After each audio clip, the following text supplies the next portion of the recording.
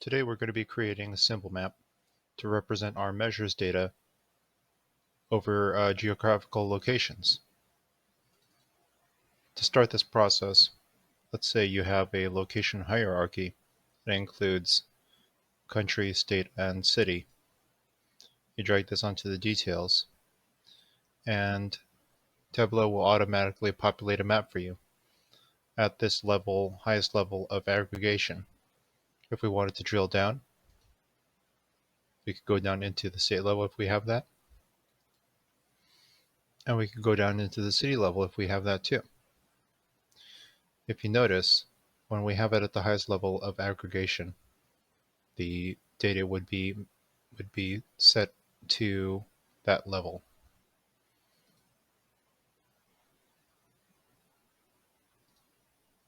And if we go down to the city level, it is quite busy. But we'll zoom in a little bit later. Let's bring some measures data in. So we have a map now with a bunch of dots on it. But what do we want these dots to represent? Let's bring our sales data to make the dots represent the size of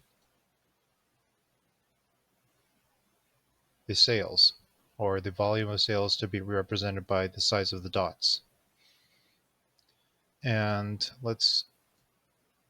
we can adjust the scale of the marks so that maybe we want the volume to be exaggerated a little bit for visibility.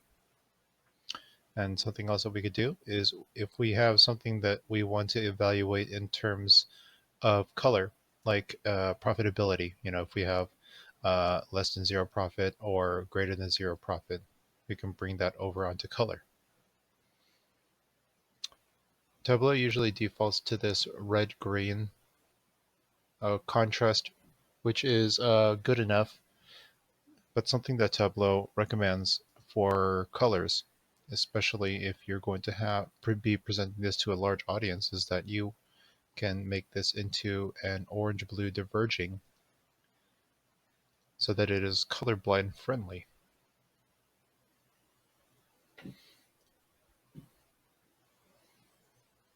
So that's the highest level about how to create a map with a bunch of measures data that's represented at whichever hierarchical level that you wanted to look at.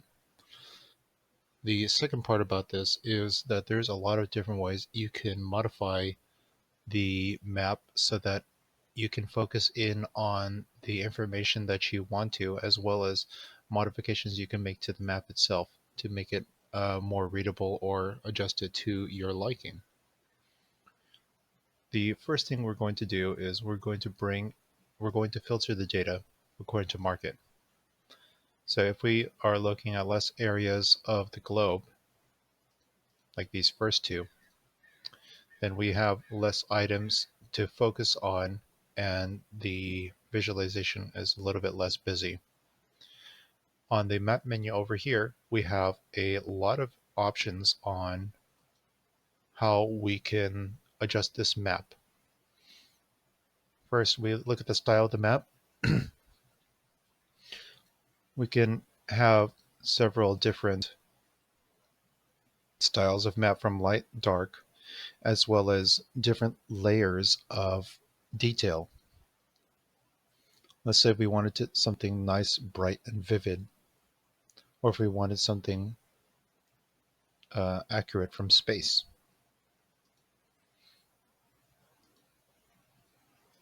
I like this normal one. We can also choose the washout level, opacity, I guess essentially.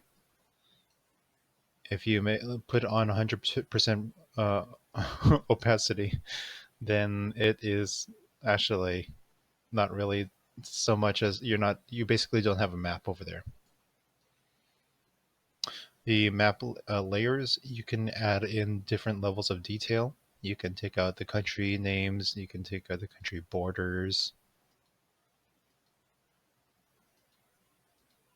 state borders, things like that. And if you are, the closer in of data that you have, the more drill down data you have, the more that you can do with your layers. The third thing that we can do with this is to format the marks to make them more readable. So in terms of the color, you can add a border in to make the marks more distinct.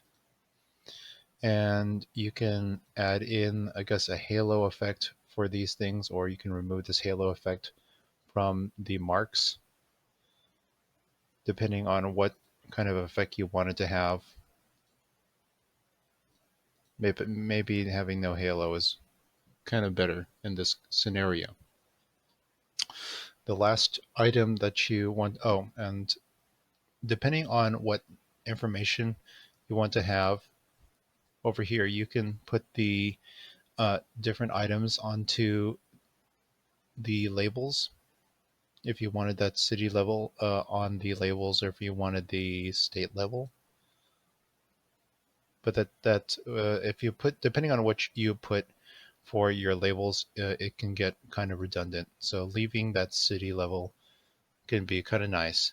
And not all of the cities are going to be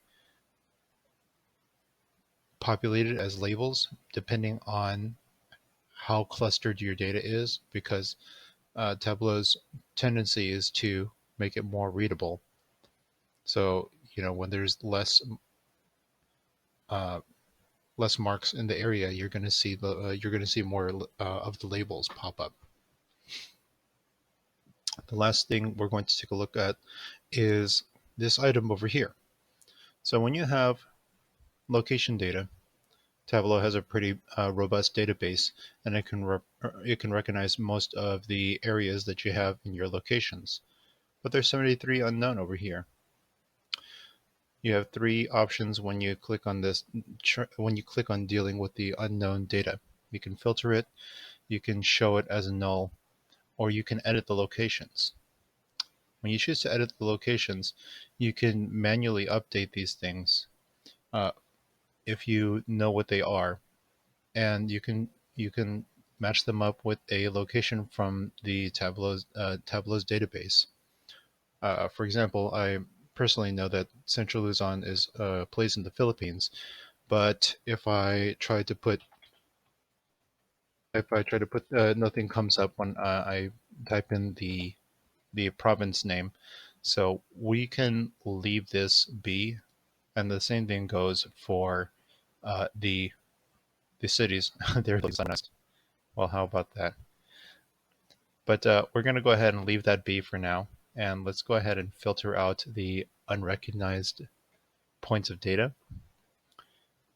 And that is some of what you can do to make a map. And one of the last things that you can do is that you can also create a value level filter.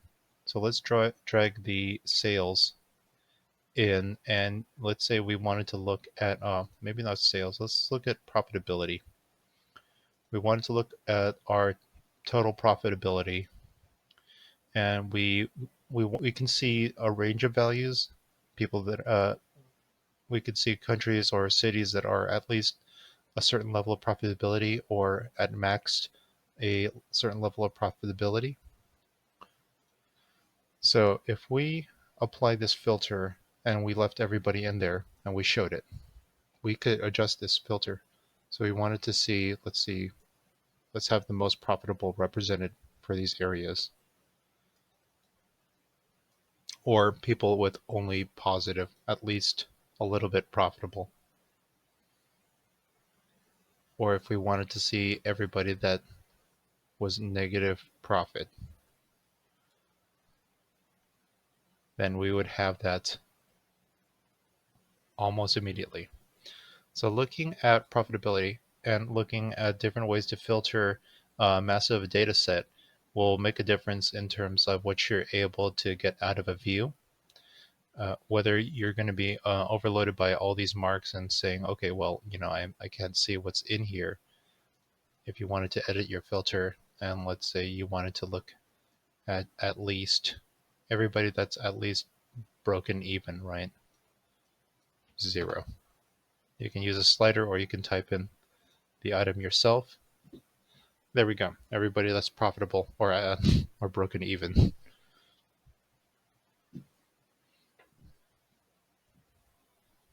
And you can also do this with the regions as well. So if you wanted to show the filter for the regions, and let's say you wanted to look at one region at a time, single value list, you can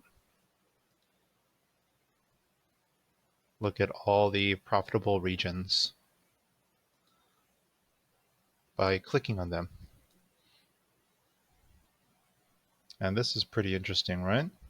So this is one of the ways that you can adjust a view so that you can make it more usable for your audience. Uh, Depending on what you want your user to be able to do, you create filters so that they can go ahead and go through these actions, filtering through the data, making their choices, and maybe if they wanted to adjust their uh, their filter range so that they wanted, like, I only want the most profitable in all of these regions, or if I wanted to be more inclusive or less inclusive, they would have that option for themselves.